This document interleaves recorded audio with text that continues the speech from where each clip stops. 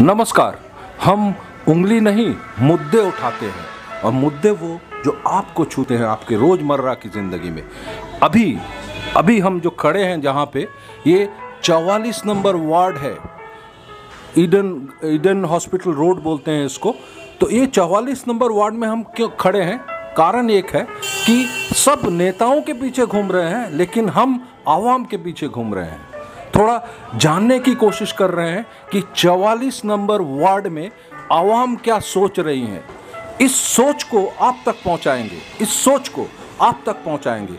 हम आपके सोच को इन्फ्लुएंस करने की कोशिश नहीं कर रहे हैं, हम सिर्फ आईना दिखाने की कोशिश कर रहे हैं। सोचिएगा आप, क्योंकि ये जो चुनावी उत्सव आ रहा है, ये जो गणतंत्र का उत्सव आ रहा है, मतलब ये केएमसी कलकत्ता म्यूनिसिपल कॉरपोरेशन का चुनाव जो आ रहा है, इसमें भाग्य विधाता आप हैं जो आम को खास और खास को आम बना सकते हैं। तो हम चलिए उन्हीं भाग्य विधाताओं से बात करते हैं 44 नंबर वार्ड में, जो आम को खास बना सकते हैं। मतलब इस इलेक्शन कलकत्ता म्यूनिसिपल कॉरपोरेशन में आम को खास बना सकते हैं। तो बरखुरदार, आपका बहुत स्वागत है। तो आपका नाम थोड़ा बोलिएगा। मोहम्मद राजा। अच्छा, आप इस बार कहाँ रहते हैं इस 44 नंबर वार्ड में? 44 वार्ड में 1 नंबर से नाथ बाबू लाइन में रहते हैं। कहाँ, जोर से बोलिए। 44 वार्ड में 1 नंबर से नाथ बाबू लाइन में रहते हैं। अच्छा। तो इस बार जो कलकत्ता कॉरपोरेशन का इलेक्शन चल रहा है, इसको आप किस नज़रिए से देख रहे हैं? नज़रिया क्या है, आप यहाँ पर तो आप जो हमारे नदीम अंकल है वो उनका कांग्रेस से शुरू से देखते हुए को कांग्रेस करते हैं। नहीं, हम कांग्रेस की बात नहीं कर रहे हैं। आप किस नज़रिए से देख रहे हैं इस बार जो इलेक्शन चल रहा है? इलेक्शन देखिए, ये काउंसिल इलेक्शन एक तो बहुत। अच्छा, यहाँ पे कितने कैंडिडेट, कौन कौन से पार्टी के कैंडिडेट है, बता सकते हैं? टीएमसी, कांग्रेस, सीपीएम, बीजेपी और आपके जो आज़ाद उम्मीदवार से जो खड़े होंगे वो। अच्छा, कांग्रेस के कौन उम्मीदवार है, जानते हैं उनको? जी, जयद अनवर। अच्छा, जानते हैं उनको, पहचानते हैं?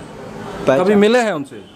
वो बस लॉकडाउन में नज़र आए थे थोड़ा दिन, बस उसके बाद उनको तो नहीं देखा फिर कभी।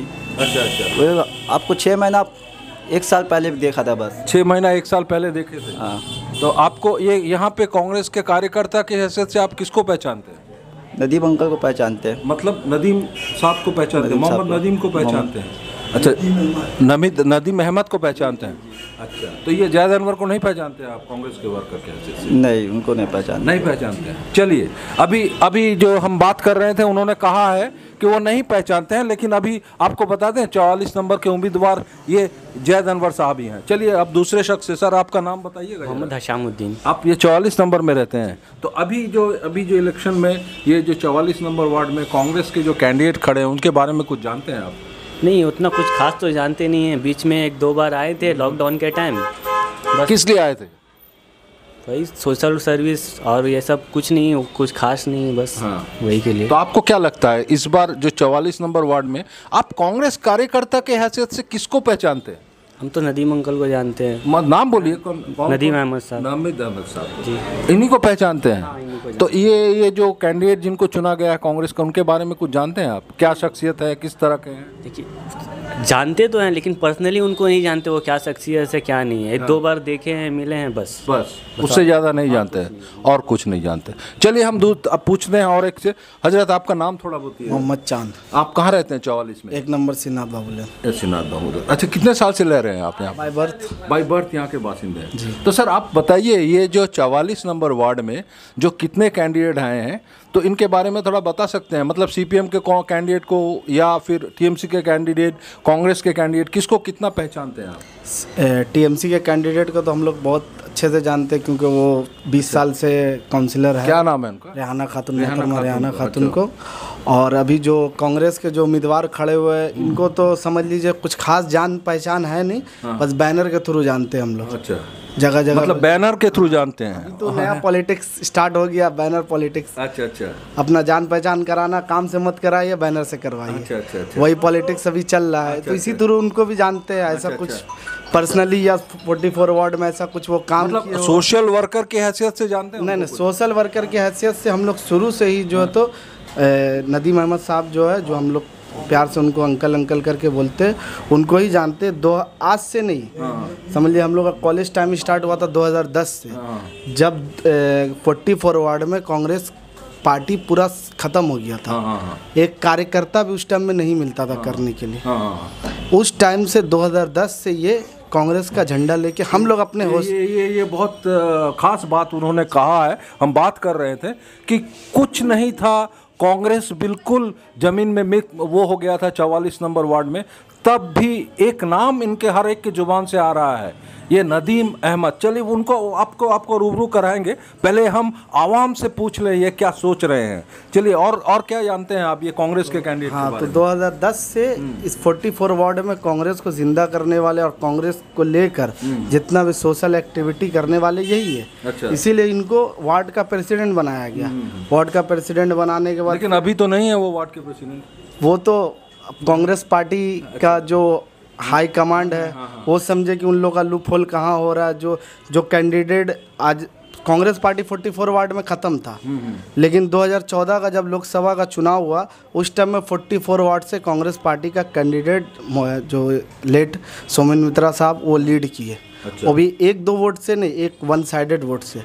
और करंट MP सुदीप बंदोपाध्याय थे, उनको हरा के 44 वार्ड से लीड किए। अच्छा, तो उसमें आप कह रहे हैं कि नदीम अहमद का हाथ बहुत था? पूरा उनका हाथ है। अच्छा, उनका ऐसा पॉकेट वोटर है कि मतलब ये आप समझ लीजिए ना, 2010 से पहले का आप स्टैट्स देख लीजिए और 2010 के बाद का देखिए, 44 वार्ड का डिफरेंस आपको समझ में आ जाएगा। उसके बाद बाई इलेक्शन में उसमें भी 44 वार्ड जीता, पूरा 44 वार्ड से कांग्रेस कैंडिडेट जीता।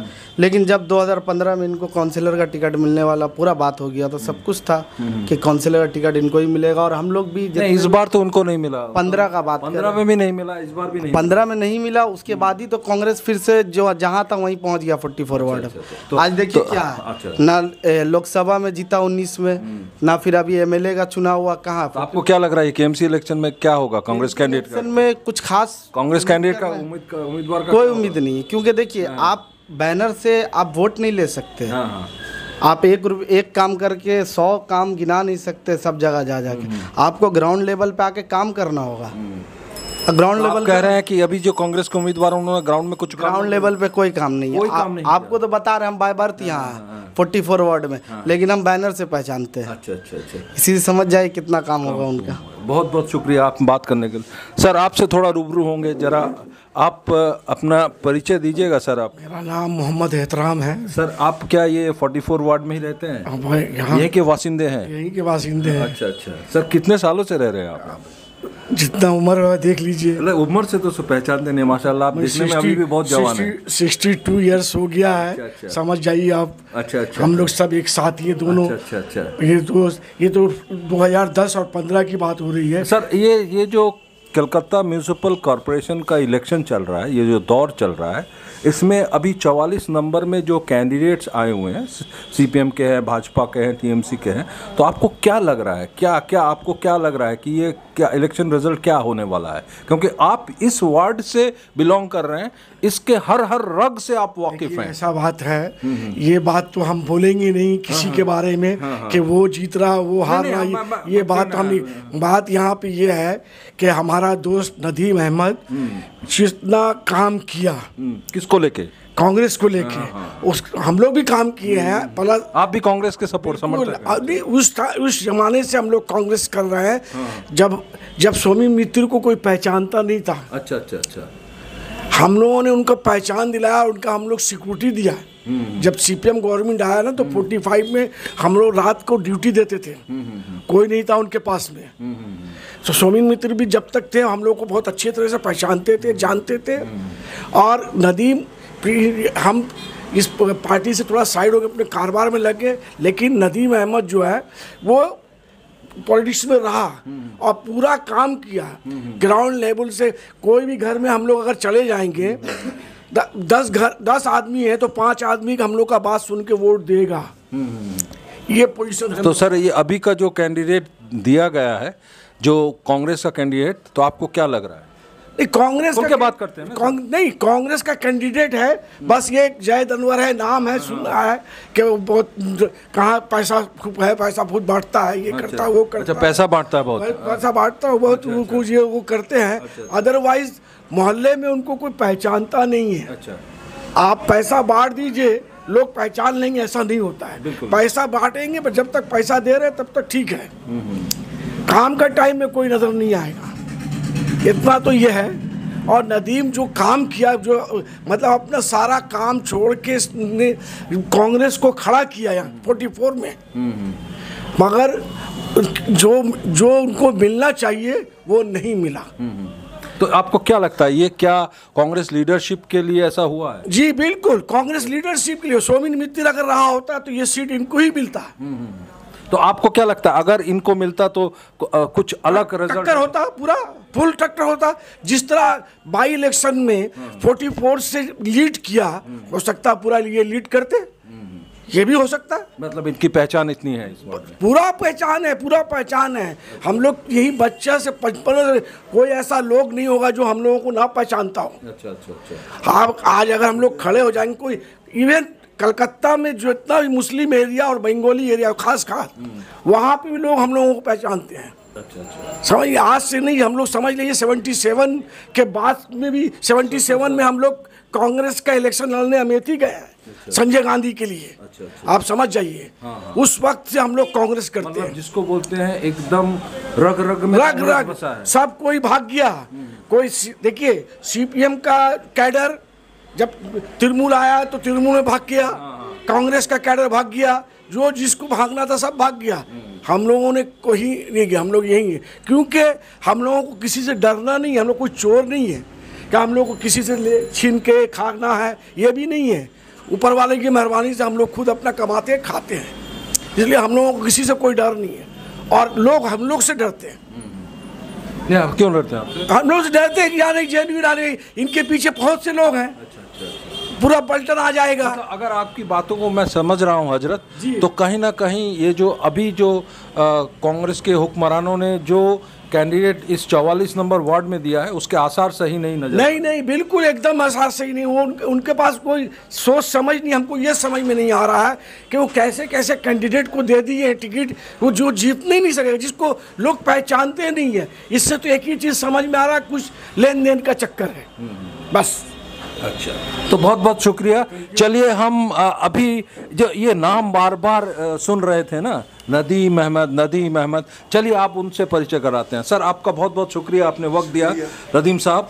तो नदीम साहब, हाँ नदीम साहब, ये मैं प्रश्न करना चाहूँगा कि हर जो आवाम से हम बात कर रहे थे, लोगों से बात कर रहे थे, सब आप ही का नाम ले रहे हैं, क्या जादू किया है? सबसे पहले तो मैं आपका शुक्रिया अदा करता हूँ कि 44 नंबर वार्ड में आके आप सबकी पहचान बता रहे हैं। 44 नंबर वार्ड में हम पैदा हुए हैं, यहीं के हम बाशिंदा हैं और यहीं से फिर हम ऊपर भी चले आएंगे। यहाँ पे कांग्रेस के लिए हमने ज़मीनी काम किया है, हर तरह का। इस्लामिया हॉस्पिटल से भी जुड़े हुए हैं। रात को कोई 12 बजे भी अगर हमको फ़ोन करता है, बीमारी में हो, सुख में, दुख में, तो हम उसके साथ खड़े रहते हैं। और ऐसा नहीं है कि नहीं, जब हम किसी के साथ खड़े होंगे तो लामहला वो हमारे साथ खड़ा होगा, पार्टी वो किसी को भी करता हो। तो यही वजह है कि जब हम सबके साथ जुड़े हुए हैं तो लोग हमारे साथ जुड़ते हैं। 2010 में जब हमने कांग्रेस की कमान संभाली, आपके सामने रिजल्ट है, उस वक्त 740 वोट सिर्फ कांग्रेस को मिला था। फर्स्ट इलेक्शन सोमिन मित्रा टीएमसी से फिर वापस जब कांग्रेस में आए, हम लोग मानिए कि कांग्रेस जो हम लोग ने की और जो आँख खोल के देखा, तो हम लोग ने सोमिन मित्रा को पाया। हमारे बड़े लोग जो हैं, भाई लोग जो हैं, वो सोमिन मित्रा को लीडर बनाए। फिर जब हम लोग चलने लगे तो हम लोग भी उनके पीछे चले। और सोमिन मित्रा 44 नंबर वार्ड से को नहीं पहचानते थे, ऐसी बात नहीं थी। सोमिन मित्रा को 44 नंबर वार्ड को सोमिन मित्रा और सोमिन मित्रा 44 नंबर वार्ड को पहचानते थे। तो हम लोग उनके लिए, जब वो वापस आए 2008 के बाद, उन्होंने अपनी पार्टी बनाई, तो हम लोग सोमिन मित्रा जी के साथ नहीं गए, क्योंकि हम लोग कांग्रेस ही थे, कांग्रेस में रहे। वापस उन्होंने 77-78 में स्लोगन दिया कि इंदिरा नहीं तो कांग्रेस नहीं। फिर उन्होंने अपनी कुछ उनका हुआ डिफरेंसेस, उन्होंने अपना प्रगति इंद्र सेल बनाया, खैर उसमें सक्सेस नहीं हो सके। फिर वो तृणमूल में जो है वो चले गए, तृणमूल में जाके वहाँ से एमपी हुए। एमपी होने के बाद 14 में फिर वो रिटर्न बैक कर गए। आने के बाद फिर हम लोग भी फिर उनके साथ काम करने लगे। तो काम कर रहे थे, मगर हम लोग की भी बदकिस्मती है और कांग्रेस की भी बदकिस्मती है कि उनको उनका देहांत हो गया 2020 में। अगर वो रहते तो हमको नहीं लगता कि कांग्रेस की ऐसी दुर्दिशा होती।